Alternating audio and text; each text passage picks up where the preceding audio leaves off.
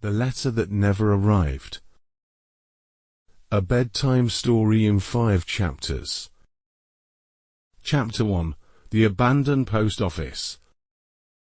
You find yourself walking along a cobblestone path that winds through the heart of a village where time seems to have paused. Breathing gently in the amber light of evening. The stones beneath your feet are worn smooth by countless footsteps from decades past, each one telling its own quiet story of lives lived, letters carried, hopes delivered, and dreams deferred. The air around you carries the soft scent of lavender from nearby gardens, mixed with the earthy fragrance of old wood and weathered brick. You move slowly, deliberately, feeling the weight of twilight settling over the village like a comfortable blanket. The houses on either side of the path stand with their windows glowing warmly, casting gentle rectangles of golden light onto the street. Ahead of you, standing like a forgotten sentinel at the village's heart, rises the old post office. Its red brick facade has mellowed to a deep russet in the fading light, ivy climbing its walls in graceful cascades. The building breathes with the quiet dignity of a place that once pulsed with purpose, now resting in peaceful retirement.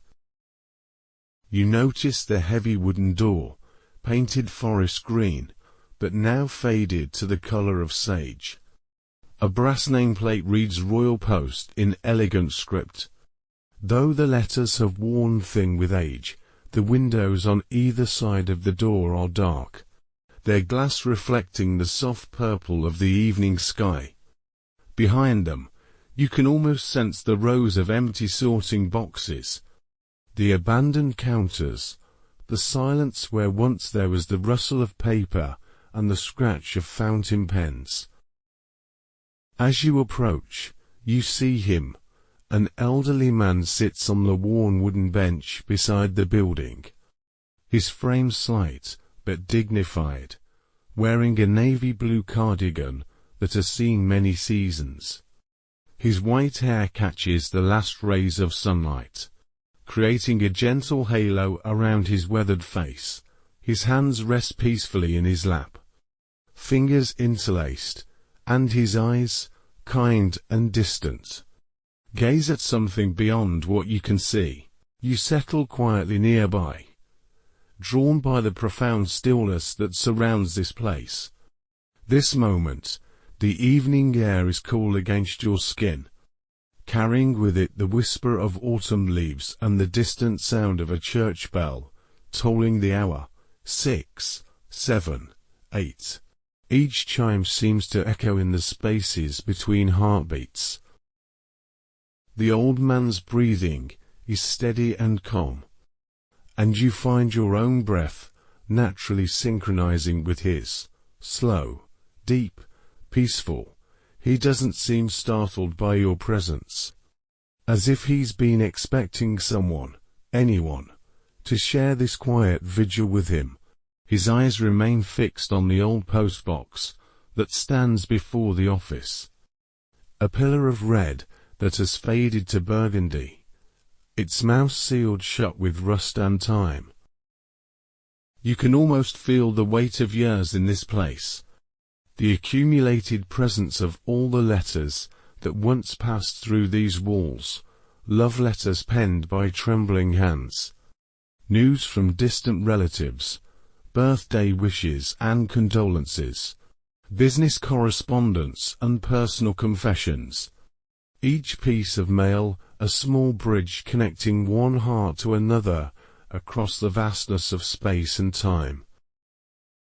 The postbox stands before you, both like an altar to communication, its surface painted and repainted so many times that the layers have created their own topography.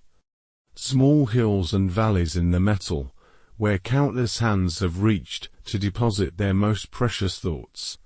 The slot where letters once disappeared into darkness is now sealed, but you can imagine the soft whisper they made as they fell, landing on others, creating piles of hope and longing. As twilight deepens around you, the street lamps begin to flicker to life, casting pools of warm yellow light that dance with the purple shadows. The old man shifts slightly on his bench, not restlessly, but with the gentle movement of someone who has learned to find comfort in waiting. His eyes, you notice now, hold depths of story, layers of memory that seem to stretch back through decades. You feel yourself sinking deeper into the peaceful rhythm of this place, your shoulders relaxing, your breathing slowing even further. The village around you hums with the quiet activity of evening, distant conversations drifting from open windows, the soft clink of dinner dishes, a dog barking once, twice, then settling into contentment. All of it forming a gentle symphony of ordinary life continuing its ancient patterns. The old man's presence beside you, deeply comforting, like sitting next to a grandfather who has seen enough of life to know which things matter and which can be let go. His stillness is not empty, but full, pregnant with the kind of patience that comes only from understanding that some things worth having are worth waiting for, even if the waiting stretches longer than expected. You find yourself wondering about the stories held in this place, about the thousands of letters that once passed through that green door, sorted by careful hands, stamped and processed and sent on their journeys to distant places, each one carrying a piece of someone's heart, wrapped in paper and sealed with hope. The post office breathes around you with the memory of all that connection, all that reaching across distance to touch another soul. The evening continues to settle, stars beginning to appear in the darkening sky, tiny points of light scattered across velvet. The moon, 3/4 full, hangs low on the horizon, casting silver light that mingles with the golden glow of the street lamps, creating a world painted in watercolors. Soft edges, gentle transitions, no harsh lines or sudden contrasts. As you sit in this growing darkness, you feel the profound peace that comes from being in a place where time moves differently, where the urgent rushing of daily life gives way to something deeper, more fundamental.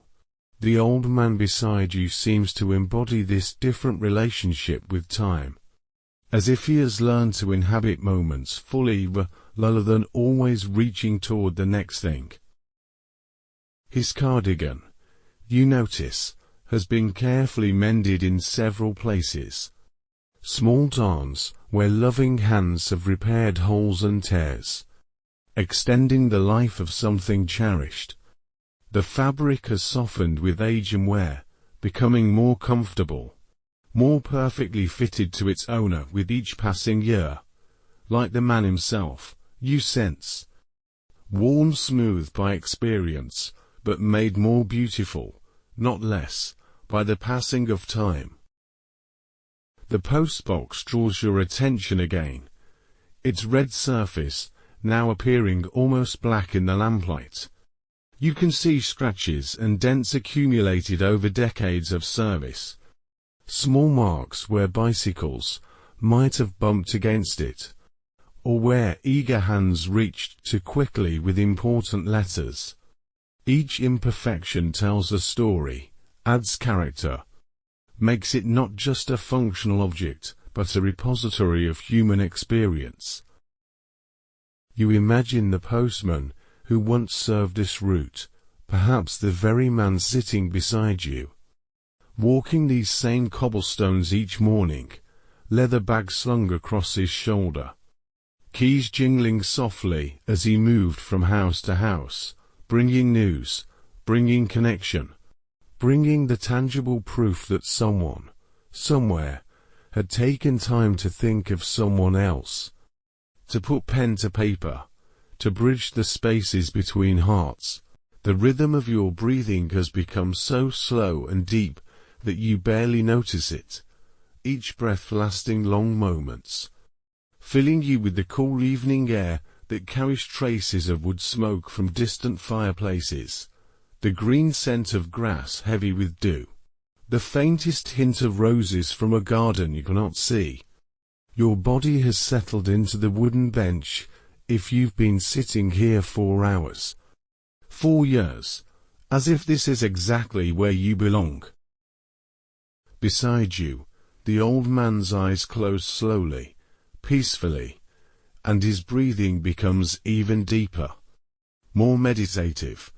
You sense that he is not sleeping, but rather sinking into a different kind of awareness, one that exists in the spaces between conscious thought, where memory and dream meet, where the boundaries between past and present dissolve like sugar in warm tea.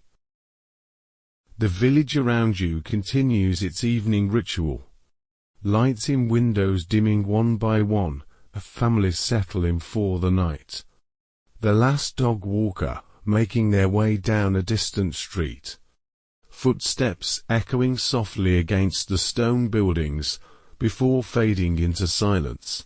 Even the church bell has grown quiet, its work of marking time complete for now, leaving only the gentle sounds of night settling over the world. You feel yourself becoming part of this tableau, this moment suspended between day and night, between memory and present, between words spoken and words that wait in silence to be heard. The old man's presence anchors you in his peaceful space, his decades of patient waiting lending weight to your own stillness, teaching you without words that some things cannot be hurried, only received when the time is right. As the chapter of day closes around you, you rest in the knowledge that you are exactly where you need to be. In this moment, beside this man, in front of this sealed postbox that once connected so many hearts, the night spreads its gentle darkness over the village like a blessing. And you breathe deeply, knowing that whatever stories this place holds, whatever letters passed through these walls, whatever dreams were sealed in envelopes and sent across the world, all of it rests now in the perfect peace of evening. All of it waits in the quiet spaces between heartbeats, ready to unfold at its own perfect time. Chapter 2. Echoes of the Past. You find yourself settling deeper into the worn wooden bench. The evening air growing cooler against your skin, darkness gathers around the village. The old man beside you breathes so slowly, so peacefully, that his presence feels like a meditation itself, drawing you into the same rhythm of deep, contemplative stillness. His eyes, still closed, seem to be looking inward now, traveling down pathways of memory that stretch back through decades. You can almost feel the weight of years settling around both of you like layers of soft fabric, each one representing another season, another chapter in the long story of a life lived fully, patiently, with hope sustained through countless quiet evenings, just like this one. The street lamp above casts a gentle circle of light that encompasses the bench, the postbox, and the space where you both sit in comfortable silence. Moths dance in the golden glow, their wings catching the light as they spiral upward, then disappear into the darkness beyond. Their movement is hypnotic, peaceful, a reminder that even in the deepest night, there is still light to be found, still beauty dancing at the edges of perception. You sense rather than see the old man's memories beginning to surface, like photographs developing slowly in a dark room, Images emerging from the chemical bath of time, growing clearer, more detailed, more vivid with each passing moment. His breathing deepens further, and you find yourself breathing with him, sinking into the same meditative state, the same gentle exploration of what has been. 50 years ago, the images begin to form. 50 years when the world was different, when letters were still the primary thread connecting distant hearts, when the sound of the morning post arriving was like a daily gift, the soft thud of envelopes hitting the doormat, the rustle of paper, the scratch of pen on good stationery, all of it part of the sacred ritual of human connection. You can almost see him as he was then, younger by 5 decades, but already carrying that same gentle dignity, that same patient demeanor, walking these same cobblestone streets, but in a different season of life, his uniform pressed and neat, his leather bag heavy with correspondence, keys jangling softly as he moved from door to door, bringing words across distances, carrying pieces of people's hearts from one place to another. The post office behind you, you begin to understand, was once his world, the center from which all connections radiated. Each morning began there, in that room now dark and empty, sorting letters by address, by route, by the careful geography of human longing. His hands, now aged and marked by time, once moved with swift precision through piles of correspondence. Each envelope a small universe of hope and expectation, but there was one letter, one particular envelope, that he prepared with extraordinary care. The memory surfaces slowly, like a dream remembered upon waking, his younger hands selecting the finest paper, the smoothest pen, taking time with each word, each carefully formed letter, because this correspondence carried more than news or casual thoughts. It carried everything he felt, but had never spoken aloud. You breathe deeper into this memory, feeling the weight of that moment when love first finds its voice on paper. The scratching of the pen becomes almost audible in the quiet evening air, each word chosen with the precision of someone who understands that some things, once written, cannot be taken back, cannot be revised or edited, only sent with a prayer and a hope that they will find their intended destination. Her name, though he doesn't speak it aloud, seems to hang in the air between you, softly, gently, like the lingering note of a bell after it has finished ringing. You can sense the shape of it in his memory, the way it felt on his tongue, the way it looked written in his careful handwriting across the top of that pristine envelope. An address he knew by heart, having delivered mail to that very door countless times, but never carrying anything so precious as this. The letter took him weeks to write, you understand, without being told. Weeks of drafting and revising, starting over, finding the right words to express what had been growing in his heart through seasons of brief encounters, polite conversations, shared smiles, the gradual recognition that what he felt was not simply admiration or friendship, but something deeper, something that deserved the risk of revelation. You can almost see him, 50 years in the past, sitting at a small wooden desk in his modest flat above the bakery, oil lamp casting warm light across the paper, taking breaks to walk to the window, to look out at the stars, to gather courage for the next paragraph, the next careful revelation of his heart, outside, the same moon that now hangs in the sky above you, 3/4 full then too, perhaps, witnessing this careful crafting of hope into words. The letter, when finally completed, was not long, but every sentence carried weight. Every paragraph held months of unexpressed feeling. He wrote of her kindness, observed during his daily rounds. The way she tended her garden with such care. The way she spoke gently to our elderly neighbor. The way her face lit up when she laughed at something her sister said. All the small observations that had accumulated over time, creating a portrait of someone he had come to love without ever speaking the word.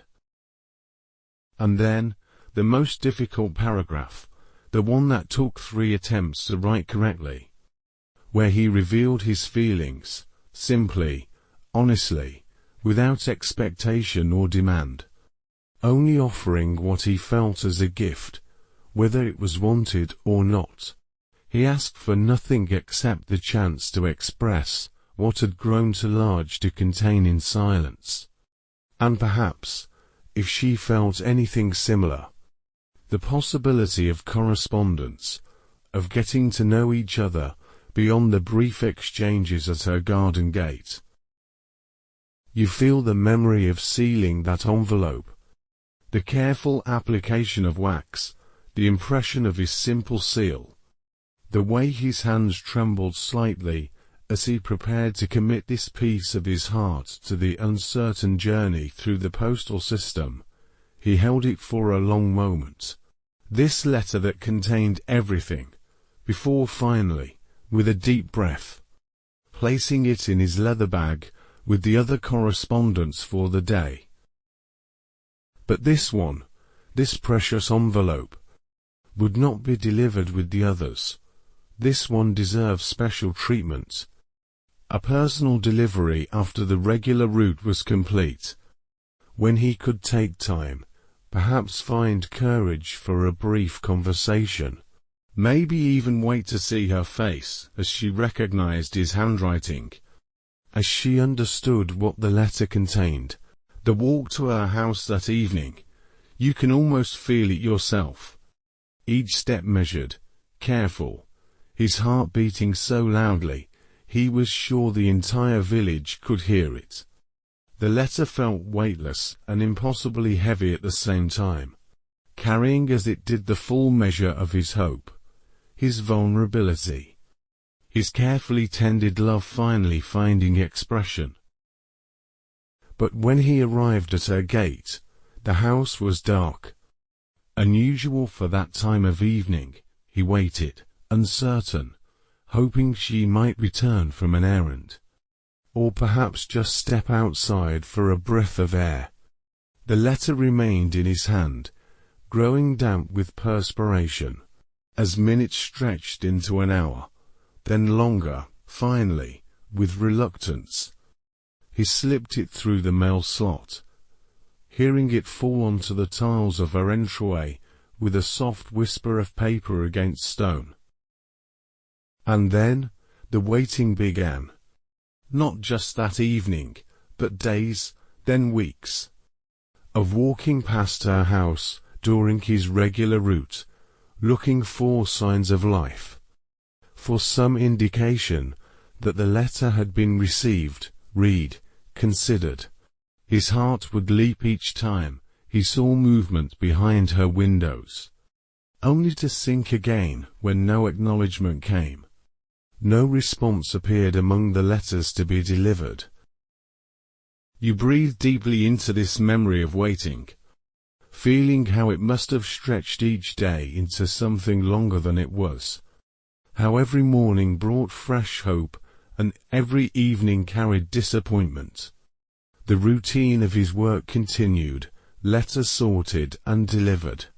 The daily round of connecting others, but always with part of his attention focused on that one house, that one possibility, that one letter that might, someday, receive a reply. Days became weeks, weeks became months, and still no response. He began to imagine explanations. Perhaps she had been called away suddenly. A family emergency that required her immediate departure. Or maybe their letter had been mislaid, fallen behind a desk or forgotten in a pile of other correspondence.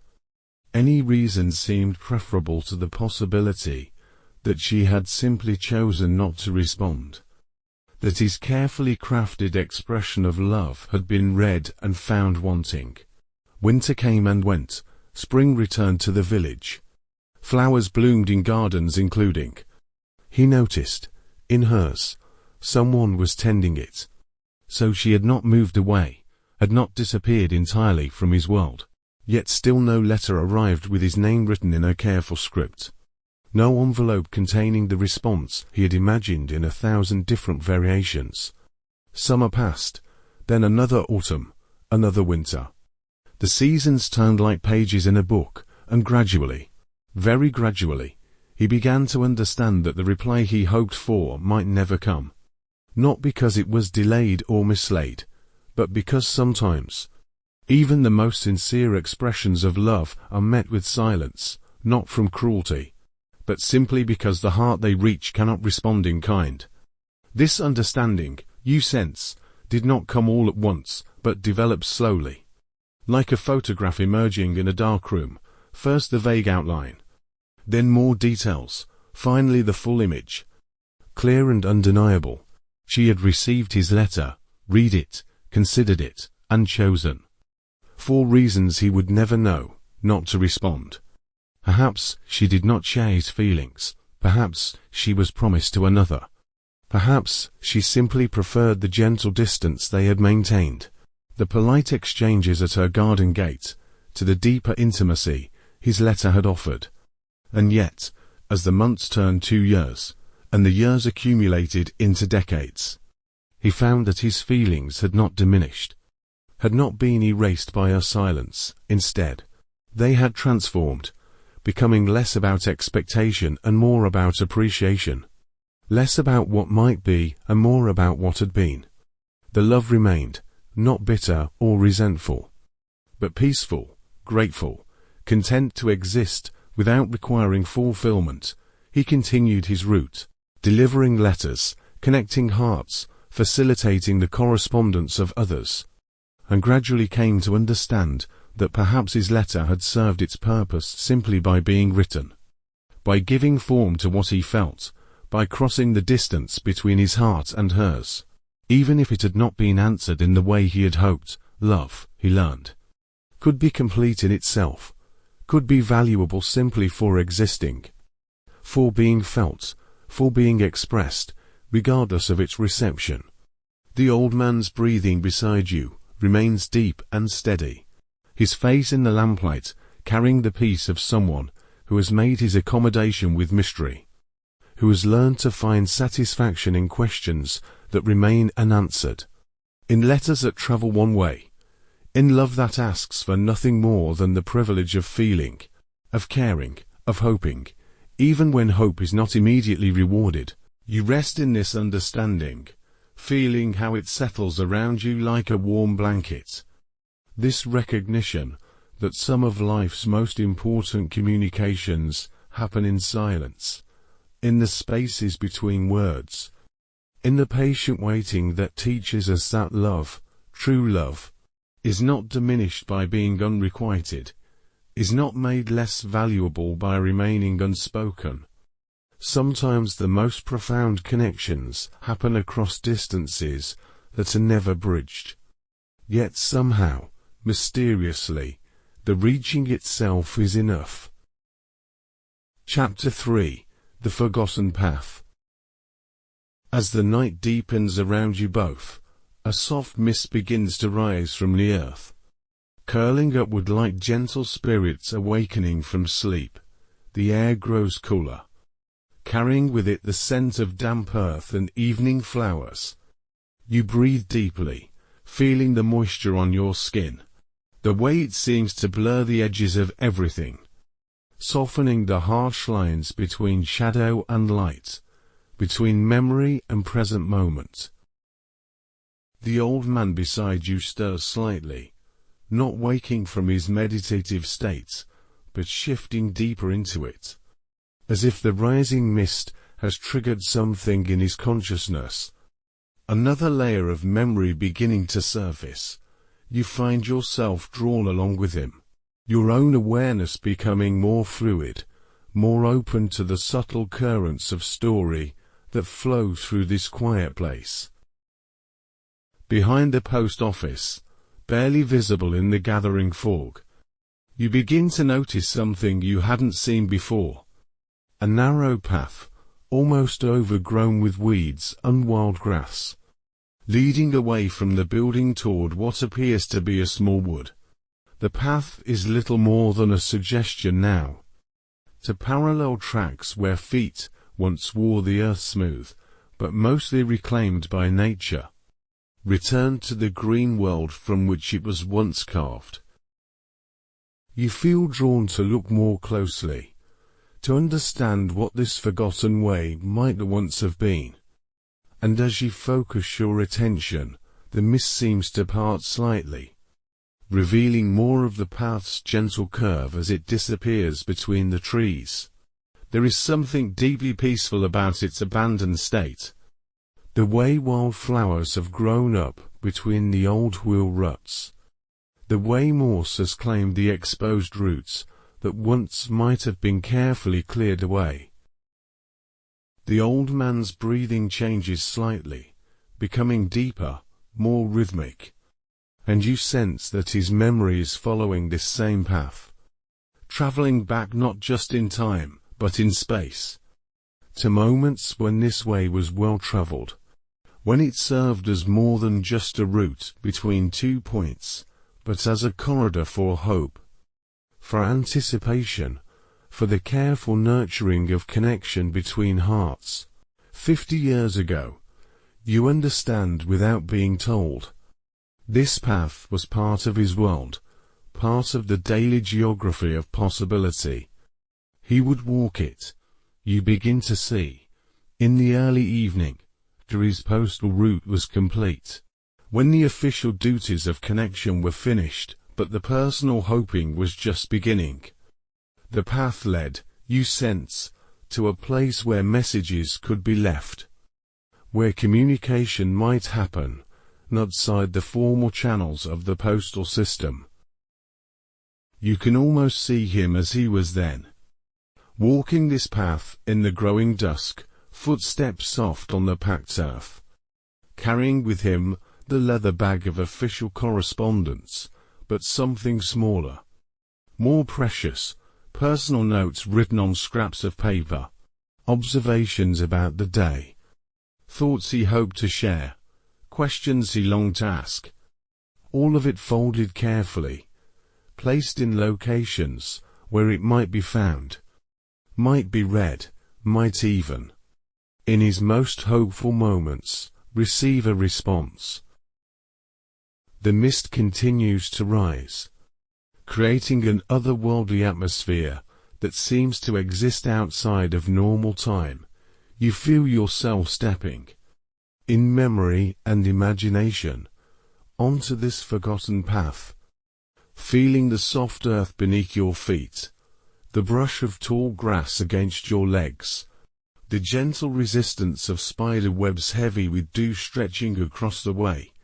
Each step takes you deeper into the story, deeper into the understanding of how love finds ways to express itself, even when conventional channels are closed. About halfway along the path, where it curves around a particularly large oak tree, you begin to sense the presence of something significant, a place where the very air feels different, charged with the residue of repeated visits, hopes regularly deposited and carefully tended. As you move closer, guided by the old man's memory, the mist reveals what was once clearly a deliberate arrangement, a natural mailbox of sorts, created not by human hands, but by the accommodating geometry of the ancient tree. The oak, massive and patient, has grown in such a way that its roots create a series of natural pockets and hollows, perfect for leaving small objects, notes, tokens, messages meant for eyes other than those of the official postal service. Time and weather have filled some of these hollows with fallen leaves and forest debris, but you can still sense their original purpose, still feel the care with which they were once used. You settle onto a fallen log nearby, the same log you somehow know, where the old man once sat to compose his informal correspondence, to write the thoughts that couldn't be contained in official letters, to put words to the smaller observations that make up the daily texture of caring for someone. The wood beneath you is soft with age, worn smooth by decades of weather, comfortable in the way that only natural seats can be.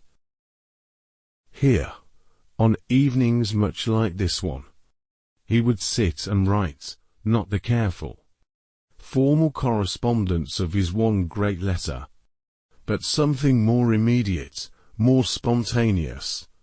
Observations about the changing seasons, descriptions of interesting mail he had delivered, questions about books he had seen her reading in her garden, small offerings of attention and care that required no response, but hoped, always hoped, for acknowledgement.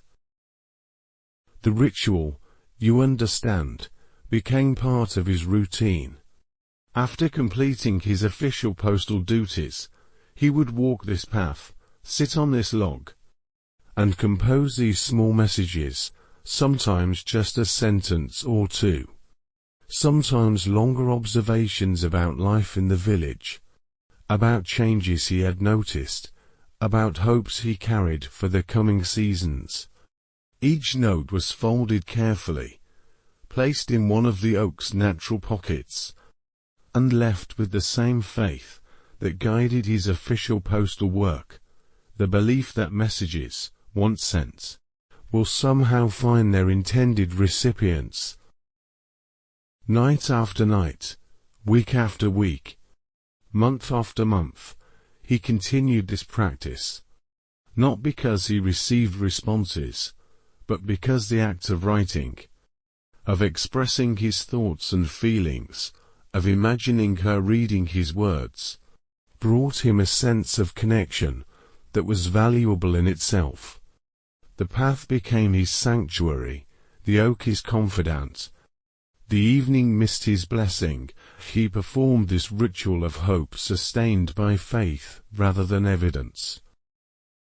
You breathe deeply into this image, feeling the profound peace that comes from witnessing such patient devotion, such sustained caring that asks for nothing more than the opportunity to be expressed.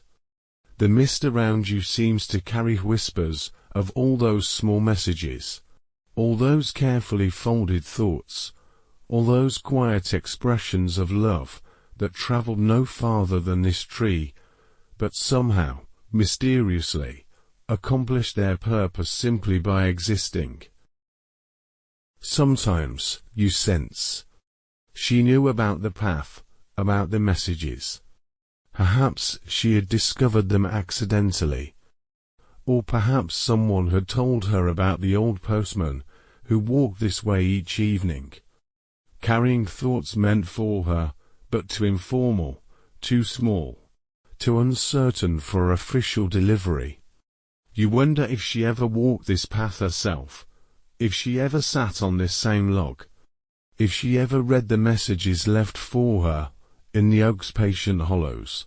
The possibility hangs in the mist like a half-remembered dream, that perhaps she did come here, perhaps she did read his informal correspondence, perhaps she even, though this is almost too much to hope, left messages of her own, small acknowledgements, brief responses, tokens of understanding that showed she appreciated his attention, even if she could not return his deeper feelings. But whether she came or not, whether she read the messages or they remained unread until weather claimed them. The path served its purpose. It provided a channel for expression, a way for love to move from the interior landscape of the heart to the exterior world of action, of offering, of hope made tangible through the simple act of putting pen to paper and trusting that the universe would handle the rest. As seasons turned, you understand, the messages changed, evolved, matured along with his understanding of what it meant to love someone without expectation. Early notes might have been filled with longing, with hopes for response, with questions that sought specific answers. But gradually, over months and years, they became simpler, more grateful, more focused on the privilege of caring rather than the possibility of being cared for in return. He wrote about the first crocuses pushing through snow in her garden, about the way morning light caught the windows of her house, about books he thought she might enjoy, about small kindnesses he had observed her showing to neighbors, about the way her presence in the village made everything seem more alive, more hopeful, more worthy of attention and care. The messages became a form of prayer, you realize, a way of acknowledging the sacred in the ordinary, of recognizing that love, even unrequited love, transforms both the lover and the world, makes everything more vivid, more meaningful, more deserving of careful observation and grateful appreciation. Each note left in the oak's hollows was both an offering and a celebration, a way of saying thank you for the gift of feeling, for the privilege of caring, for the opportunity to love. Years passed, seasons turned, the path grew narrower as nature began to reclaim it. But still he came, still he sat on the fallen log, still he wrote his small messages and left them in the tree's patient keeping, not because he expected them to be read, not because he hoped for responses, but because the ritual itself had become sacred, had become his way of honoring what he felt, of giving form to gratitude, of making love visible even when it remained unacknowledged. The mist around you thickens, creating a cocoon of soft grey that seems to exist outside of normal time and space. You feel yourself floating in this story, this understanding of how love creates its own geography, its own sacred spaces, its own rituals of expression that require no validation from the external world. The path beneath your feet, though overgrown and forgotten by most, remains alive with the memory of all those evenings, all those messages, all that patient, persistent caring. Beside you on the bench, the old man's breathing continues its deep, meditative rhythm, and you sense that he is walking this path again in memory, sitting on the log, writing by the light of early stars, folding his thoughts carefully and placing them in the oak's keeping, knowing that love, once expressed, becomes part of the world in ways that cannot be undone, cannot be withdrawn, cannot be made less real by lack of response. The path, you understand now, was never really forgotten. It lives on in memory, in story, in the understanding that some of life's most important communications happen in silence, in secret, in the private spaces where hearts speak to hearts across distances that may never be bridged but somehow, mysteriously, are crossed by the simple act of caring, of noticing, of taking time to put love into words and trust those words to the keeping of the world. You rest in this understanding, feeling how it settles into your bones, into your breathing, into the rhythm of your heart. The forgotten path remains, overgrown but not erased, waiting, patient as the oak that sheltered so many small offerings, so many quiet expressions of love that ask for nothing more than the privilege of existing, of being felt, of being written down and offered to the vast mystery of human connection. Chapter 4. The Wind Carries Whispers. You find yourself settling even deeper into the peaceful rhythm of this evening. The mist now so thick around you that the world beyond the small circle of lamplight has disappeared entirely, creating an intimate space that feels suspended between earth and sky, between memory and dream. The old man beside you breathes with the deep contentment of someone who has found peace with mystery, who has learned to rest in questions rather than demanding answers. The air itself seems to be changing, becoming more than just moisture and oxygen, but something alive, something that carries messages of its own. You feel it moving around you, not as wind exactly, but as a gentle stirring, a soft circulation that brings with it scents and sounds and possibilities from beyond the visible world.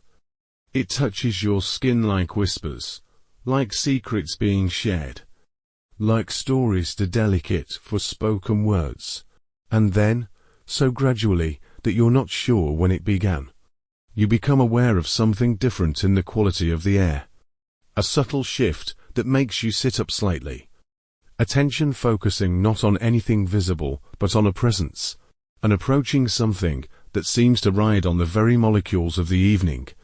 The old man beside you doesn't move, doesn't open his eyes, but his breathing changes just slightly, becomes more attentive, as if he senses it too. It comes as the faintest stirring at first, barely distinguishable from the natural movement of mist-laden air, but gradually building, becoming more distinct, more purposeful, until you realize that what you're feeling is indeed wind. But wind unlike any you've experienced before. It doesn't blow so much as flow, doesn't push but rather embraces, carrying with it something precious, something long-awaited, something that makes your heart beat just a little faster without quite knowing why. The wind grows stronger, more confident, and as it moves through the village, through the space where you sit, you hear it singing in the eaves of the old post office, whistling softly through the sealed slot of the postbox, creating music from the architecture of communication, as if the building itself is remembering its purpose, its long history of facilitating connection between distant hearts. And then, carried on this mystical current of air, something appears, floating, dancing, moving with the ethereal grace of a leaf in autumn. But too white, too regular, too purposeful to be natural. Your breath catches as you realize what it is. An envelope, cream-colored and pristine, moving through the mist with the deliberate motion of something that knows exactly where it's going. The old man's eyes open slowly, and in the lamplight, you can see that he's not surprised, not startled by this impossible sight, but rather filled with a deep, quiet recognition, as if he's been expecting this moment, waiting for it, preparing for it through decades of patient hope. His gaze follows the envelope as it dances on the wind, coming closer, then spinning away, then returning, like a shy creature finally ready to approach after long observation. You watch him wonder as the envelope performs its aerial ballet, sometimes rising high above the street lamp, disappearing into the mist, then descending again, always moving, always in motion, but clearly, purposefully, approaching. The wine that carries it seems to know exactly what it's doing, seems to be delivering something that has been traveling for much longer than the few minutes you've been watching. As it comes closer, details become visible. The envelope is not new, despite its pristine appearance. There's something timeless about it, something that suggests it exists outside the normal flow of years and seasons. It bears no stamp, you can see, no postmark, no official markings of any kind, but there, written across its face in handwriting that makes the old man's breath catch, is his name, written in script so familiar it might have been penned by his own hand. The envelope settles finally, gently, on the bench between you and the old man, landing as softly as a butterfly coming to rest on a flower. The wind that carried it dies away to nothing, leaving the mist to settle around all three of you, creating a tableau that feels both impossible and perfectly natural, as if this is exactly how such things are meant to happen, in the quiet spaces between one breath and the next. For a long moment, nobody moves. The envelope lies between you like a bridge, like an answer to questions that have been asked in silence for decades, like a gift so unexpected that it requires time to be properly received, understood, accepted. The old man's hands remain folded in his lap, but you can see them trembling slightly, not with fear or weakness, but with the profound emotion of someone who has waited so long for something that he had almost, but not quite, given up hope. The handwriting on the envelope, now that you can see it clearly in the lamplight, is unmistakably feminine, flowing, elegant, written with the kind of care that suggests each letter was formed with full attention, with love, with the understanding that some words are too important to be hurried. It's handwriting that speaks of another era, when correspondence was an art, when the physical act of writing was a form of respect for both the recipient and the message being conveyed. You feel the weight of 50 years in that handwriting, 5 decades of time that somehow couldn't prevent this letter from reaching its destination. The old man reaches out slowly, reverently, his aged fingers approaching the envelope, if it might disappear at his touch, might prove to be nothing more than mist and longing given temporary form. But it remains solid, real, present, waiting with the infinite patience that only truly important things possess. He lifts it carefully, feeling its weight, its texture, the slight roughness of paper that was made to last, to carry important words across whatever distances time and space might require. His name, written in that beloved handwriting, seems to glow in the lamplight, each letter a small miracle of connection, of recognition, of acknowledgement that he exists, that he has always existed, in someone else's thoughts. The envelope feels warm in his hands, not with the heat of recent writing, but with something deeper, the accumulated warmth of years of being carried, of being treasured, of being brought finally to this moment of delivery. He turns it over slowly, looking for some clue about its origin, its journey, its impossible presence here in his hands after so much time. But the back is as pristine as the front, bearing only the faint impression of a seal that was pressed but left no wax, as if the letter sealed itself through intention alone. You watch as he holds the envelope up to the light, not trying to read its contents, but simply marveling at its existence, at the way light passes through the paper, revealing shadows of words written inside, the ghost of communication waiting to be born into sound and meaning. His breathing has become even deeper, more meditative, as if he understands that this moment requires all of his attention, all of his presence, all of his capacity for wonder. The mist around you continues to swirl gently, creating patterns that seem almost like words themselves, like messages written in water vapor and starlight. The village beyond has grown completely quiet, as if the entire world is holding its breath, waiting to see what happens when letters that have traveled impossible distances are finally opened, finally read, finally allowed to complete their ancient purpose of connecting heart to heart. And yet, strangely, beautifully, the old man doesn't immediately open the envelope. Instead, he simply holds it, lets it rest in his palms, like a bird that has finally found safe harbor after a long flight. You sense that he understands something profound about this moment, something about the difference between wanting and receiving, between hoping and having, between the journey and the destination.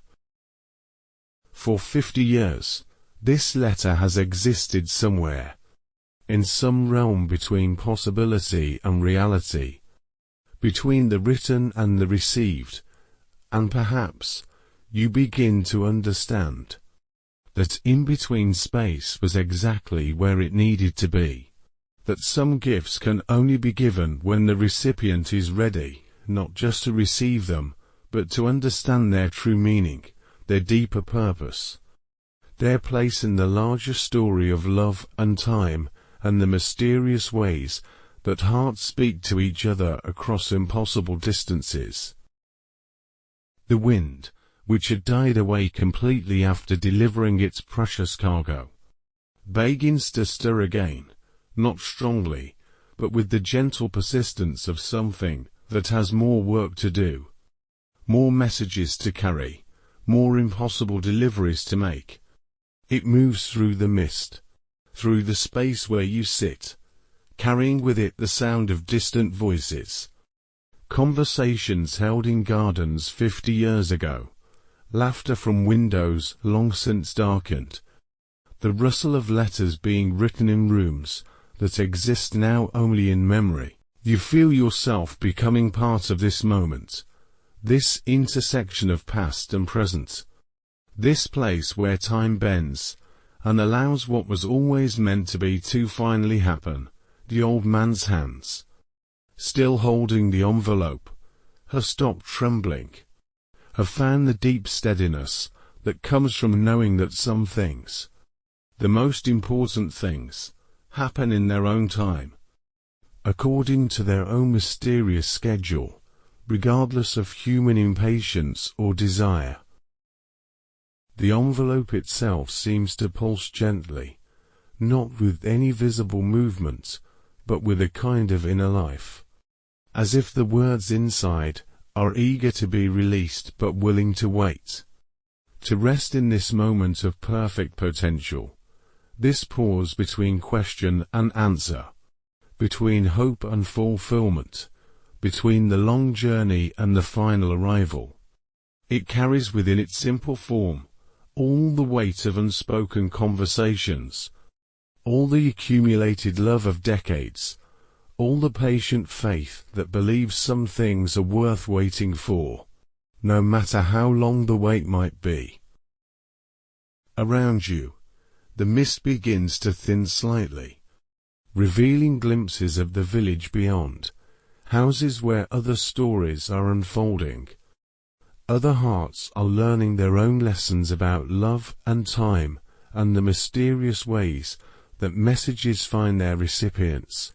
You see lights in windows, warm and golden, each one representing a life, a hope, a daily choice to remain open to possibility, to believe that connection is possible, that letters, in all their forms, continue to travel between hearts that need each other. The old man's breathing deepens further, and you sense that he is preparing, not just to open the envelope but to receive whatever it contains, to let its message, whatever that message might be, complete the circuit that began 50 years ago with his own carefully written declaration of love. His fingers find the edge of the envelope's flap, feeling for the place where it can be opened, where the seal, invisible but present, can be gently broken.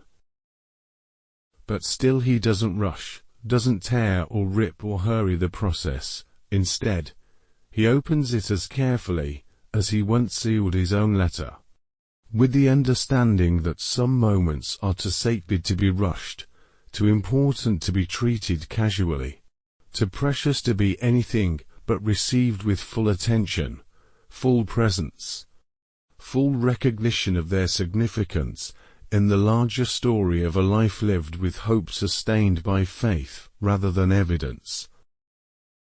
The flap lifts easily, as if it has been waiting all these years for exactly this touch, exactly this moment, exactly this gentle pressure from fingers that have earned, through decades of patient waiting, the right to open it, inside, visible now in the soft glow of the street lamp, is paper, cream-colored like the envelope, folded once, waiting with the same infinite patience that has characterized this entire miraculous evening.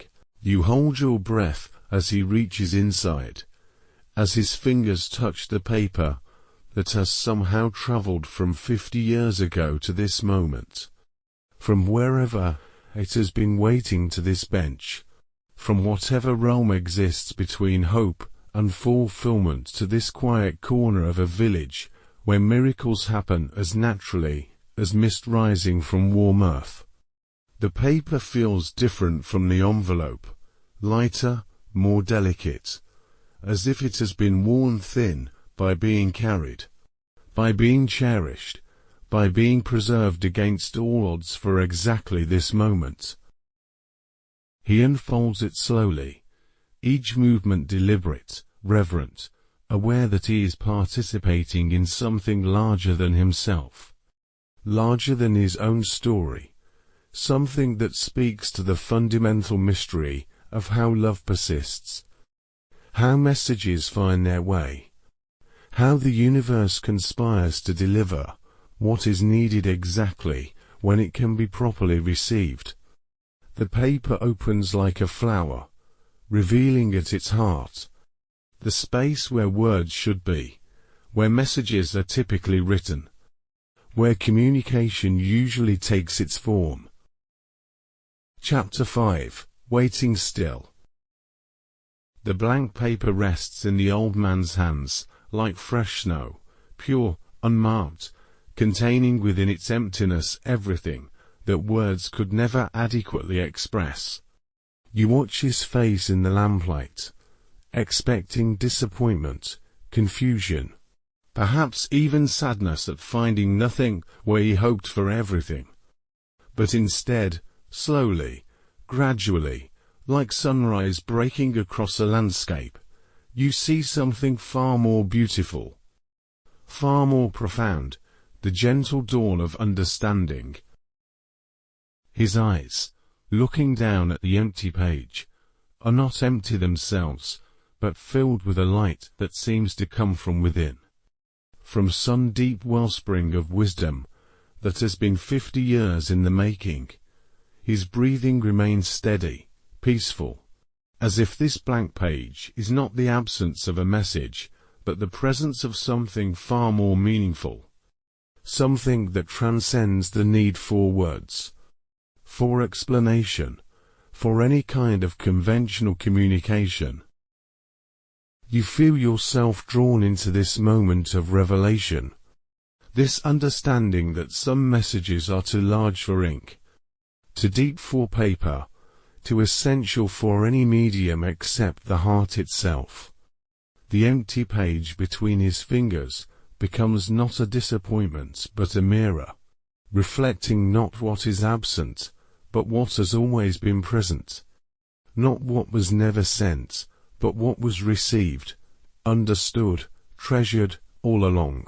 The mist around you seems to respond to this shift in understanding, becoming lighter, more luminous, as if the very air is celebrating the completion of a circuit that took 50 years to close, not because the message was slow in coming, but because the recipient needed exactly 50 years to develop the capacity to read it. To understand that the most important communications happen in silence, in the spaces between words, in the patient waiting that teaches hearts to hear what has always been whispered in the wind. Beside you, the old man's hands begin to tremble again, but not with disappointment or confusion, rather with the profound emotion of someone who has just been given the greatest gift imaginable. The gift of understanding, of recognition, of finally seeing what has been true all along. His eyes fill with tears, but they are tears of gratitude, of completion, of joy so deep it can only be expressed as weeping. Empty, he whispers, and his voice carries not regret, but wonder. Not sadness, but profound appreciation. Empty, and therefore perfect. You hear in his words the understanding that has been growing in him through decades of waiting. The recognition that some things, the most important things, cannot be contained in words, cannot be reduced to ink on paper, cannot be delivered through any postal system except the one that exists between hearts that have learned to listen with more than their ears.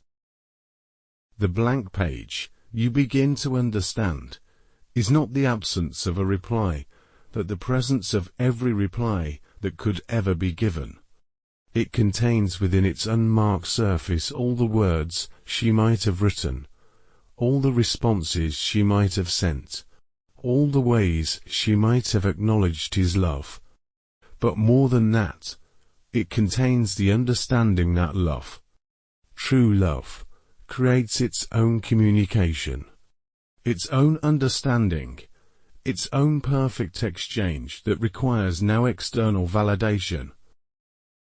You breathe deeply into this revelation, feeling how it settles into your bones, into your understanding of what it means to love without demanding, to give without expecting return, to send messages into the world, not because you need replies, but because love, by its very nature, must be expressed, must be shared, must be offered freely to whatever minds might carry it, to whatever hearts might be ready to receive it. The old man holds the empty page up to the lamplight, not searching for invisible ink, hidden messages, but simply celebrating its perfect blankness, its refusal to diminish the mystery with mere words, its insistence that the most important communications happen at levels too deep for language, too profound for any symbols except those written directly on the human heart.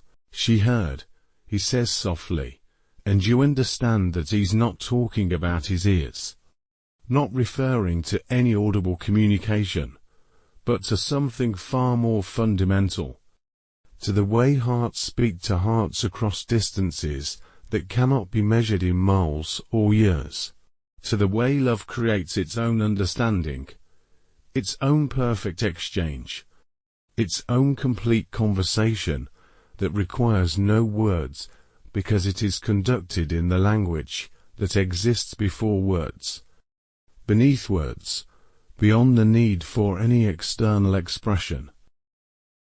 Around you, the village continues its peaceful evening ritual, but now you sense something different in the quality of the quiet, as if the entire place has been blessed by this moment of understanding, this recognition that some letters travel not through postal systems, but through the mysterious networks that connect all hearts, all hopes, all patient souls who have learned to wait, to trust, to believe that love, once sent, always finds its destination, even if that destination is not what was originally expected.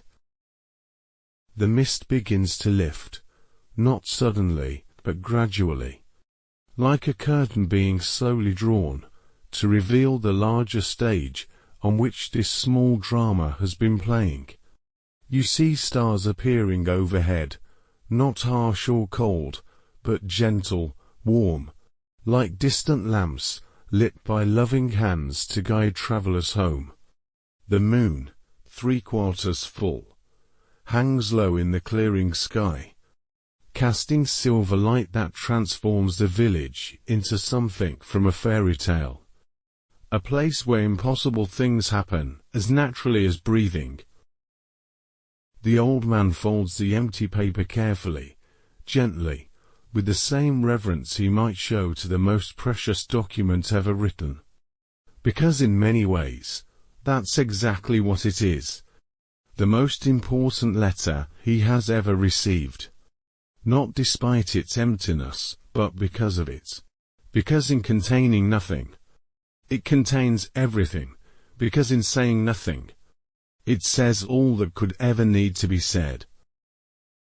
He slips the paper back into its envelope, seals it again with a touch so gentle, it seems like a blessing, then holds the whole precious package against his chest, close to his heart, where it has always belonged, where it has, in truth, always been, waiting for exactly this moment of recognition, this understanding that the letter that never arrived has been arriving, continuously, constantly, every day for 50 years, not through the postal system, but through the deeper delivery service that operates through mist and memory, through hope and time, through the patient faith that believes love always finds its way. You feel yourself settling even deeper into the peace of this moment. This recognition that you have witnessed something extraordinary. Not a supernatural event, but something far more wonderful. The natural miracle of a heart learning to read messages written in silence, to receive gifts wrapped in emptiness, to understand that the most profound communications happen when letters are received, but when the need for letters finally, gently, peacefully, dissolves into understanding. The bench beneath you feels like the most comfortable seat in the world. Not because it has changed, but because you have. Because witnessing this moment of completion has taught you something about the nature of waiting, about the difference between hoping for specific outcomes and remaining open to whatever outcomes might emerge, about the way patience, real patience, transforms both the waiter and the waited for into something larger than either could be alone. Beside you, the old man's breathing has become so peaceful, so content, that you can barely hear it, but you feel it. The rhythm of someone who has finally, after 50 years, received the letter he was always meant to receive, not the letter he thought he wanted, not the letter he imagined in countless variations, but the letter that was perfect, complete, exactly right. Precisely because it required him to develop the capacity to read what cannot be written, to hear what is spoken in silence, to understand that love, true love, is its own message, its own delivery, its own perfect exchange. The village around you hums with the quiet contentment of a place where stories have reached their natural conclusions, where circles have been completed, where long journeys have found their proper destinations.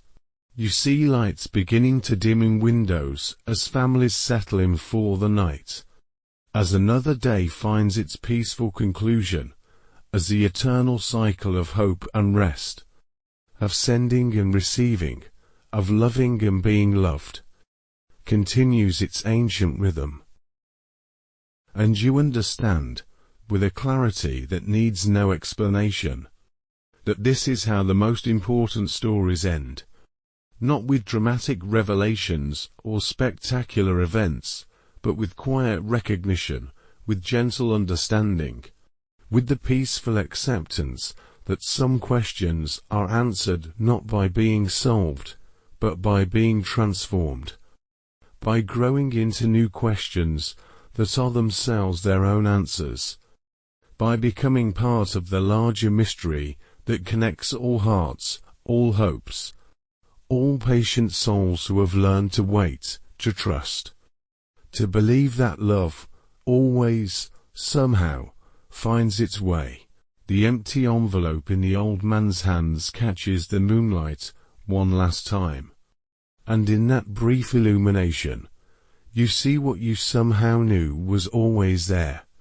Not words written in ink, but words written in light, in silence, in the space between heartbeats, in the patient faith that believes some letters take 50 years to deliver, not because they're lost, but because they're waiting for exactly the right moment, exactly the right understanding, exactly the right heart ready to receive not what it expected, but what it needed all along.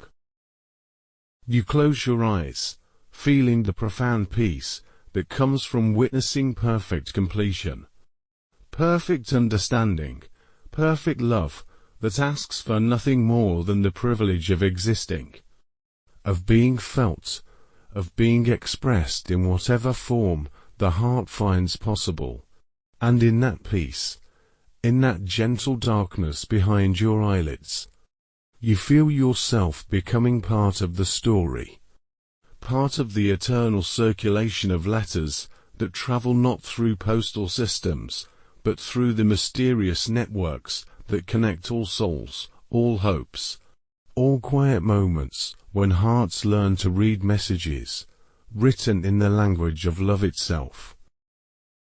The night settles around you like a blessing, like a letter finally delivered, like a story finally told, and you rest in the understanding that some communications are so important they must be received in silence, some messages so profound they can only be written on the heart, some love so true it needs no words to be heard, no paper to be received, no postal system to be delivered, because it travels on winds that blow between souls, on mist that rises from the earth of patient waiting, on the gentle breath of understanding that whispers, finally, perfectly, completely, the letter has arrived.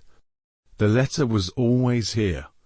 The letter is love itself, waiting, always waiting, to be read by hearts that have learned the ancient art of listening to silence, of receiving emptiness as fullness, of understanding that the most important messages are written not in ink, but in the quiet spaces where souls meet, recognize each other, and rest, finally, perfectly, in the peace of love acknowledged, love received, love complete. The end.